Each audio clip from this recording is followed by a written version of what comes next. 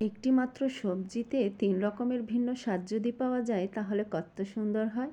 তো চলুন আজকে এমনই একটা রেসিপি করে দেখাবো আপনাদেরকে যে একটি মাত্র সবজিতে ৩ রকমের ফ্লেভার আপনারা পেয়ে যাবেন। বেগুন ভাজা, বেগুন ভর্তা এবং ডিমের অমলেট, ৩টার স্বাদ, দুর্দান্ত স্বাদ আপনারা পেয়ে যাবেন মাত্র একটি রেসিপিতে। আসসালামু আলাইকুম, আমি রাজিয়া খানস ফ্যামিলির রান্নাঘর থেকে চলে এসেছি আবারও আপনাদের জন্য নতুন একটি ইউনিক রেসিপি নিয়ে হাজির হয়েছি।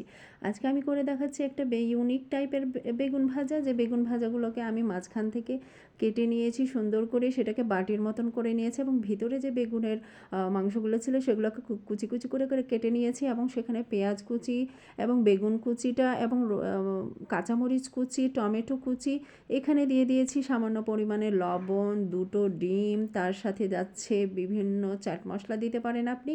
আমি দিয়ে দিয়েছি এখানে ঘরোয়া মশলা, ধনে গুঁড়ো, জিরে গুঁড়ো, এখানে মরিচ গুঁড়ো, হলুদ গুঁড়ো, সব রকমের গুঁড়ো অল্প অল্প একটু করে দিয়ে দিয়েছি এবং সুন্দরভাবে ফেটিয়ে নিয়েছি। ফেটিয়ে নেওয়ার পরে কিন্তু এখানে আমি বাটিগুলোকে সাজিয়ে নিয়েছি একটি ফ্রাই প্যানে। সুন্দরভাবে সাজিয়ে নেওয়ার পরে কিন্তু একে একে সুন্দরভাবে চামচ দিয়ে তুলে তুলে হালতোভাবে আমি সেখানে ফিল আপ করে দিচ্ছি। দেখতে পাচ্ছেন কত সুন্দরভাবে ফিল আপ করে দিচ্ছি।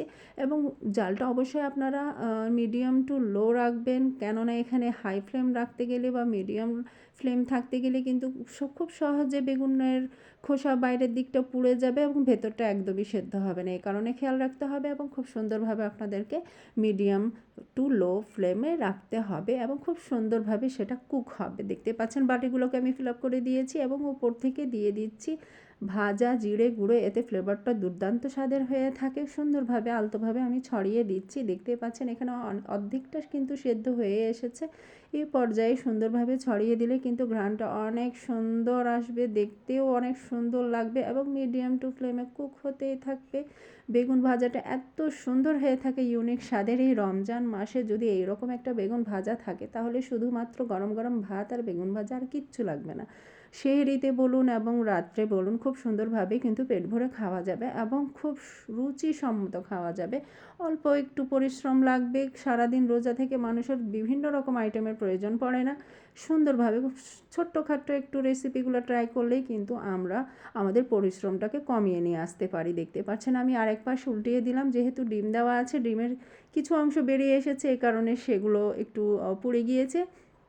কিন্তু বেগুনগুলো দেখুন আমাদের অর্ধেকটা সেদ্ধ হয়েছে। এই পর্যায়ে আমি উল্টিয়ে দিয়েছি, কারণ উল্টিয়ে দেওয়ার ফলে তলের দিকে যে বেগুনের গ্রেভিটা আছে সেটা খুব সুন্দরভাবে কুক হয়ে যাবে এবং নরম হবে। দেখতে পাচ্ছেন আরেক পাশ উল্টিয়ে দিলাম, লাল হয়ে গিয়েছে, কত সুন্দরভাবে টকটকে টুসটুসে লাল দেখা যাচ্ছে এবং বেগুনটাও কিন্তু খুব সুন্দরভাবে সেদ্ধ হয়ে গেছে। ঘ্রাণ এত সুন্দর ছড়াচ্ছে, যেহেতু আমি সরিষার তেল দিয়ে ভাজছি এই কারণে ঘ্রাণটা কিন্তু মারাত্মক হয়েছে। এভাবে কিন্তু সম্পূর্ণ বেগুনকে আমি আবারও উল্টিয়ে নিয়ে আরেক সাইডটাকে আর একটু কুক করে নিতে হবে। এতে করে কিন্তু বেগুনটা খুব সুন্দরভাবে সেদ্ধ হয়ে যাবে এবং মারাত্মক একটা ফ্লেভার ছড়াবে, যা অসাধারণ হয়ে থাকে এবং খুব সুন্দর হয়ে থাকে। আমার এই রেসিপি আপনাদের কেমন লাগলো অবশ্যই কমেন্টের মাধ্যমে জানাবেন এবং শেয়ার করে দিবেন এই রেসিপিটা আপনাদের বন্ধু এবং ফ্যামিলি ফ্রেন্ডদের কাছে যাতে পৌঁছে দেয় এবং খুব সুন্দরভাবেই কিন্তু লাইক করে দিবেন। আপনাদের জন্য আমি এত পরিশ্রম করি, এত সুন্দর সুন্দর একটা ভিডিও আপলোড করতেই থাকি, তো আপনারা আমার